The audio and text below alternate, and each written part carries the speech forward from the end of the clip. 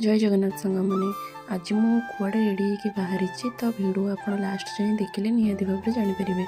तो मो खाइबार आज टे इपी मोर आ दीदीर मिसिकी इपी खाई।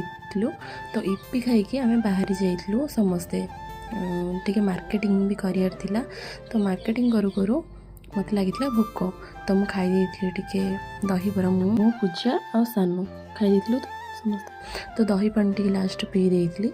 तो पी दे आम पहुँची जाइलु मो पीसी घरे जेहेतु भाईर आज रिसेप्शन थिला। तो आम से जाई पहुँची जाइलु।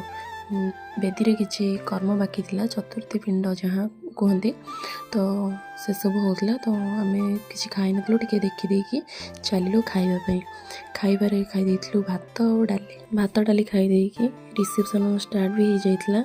तो आम भाई भौज सहित किसी फोटो भी शूट करूँ। शूट कर सारी रात खाଇବା होता भात डाली घांट माछ चिंगुड़ी चिकेन खटा और पनीर। तो ये सब खाई सारी आम समस्ते घर को फेरी। देखा नेक्स्ट मिनी ब्लॉग रे। रहुछि जय जगन्नाथ।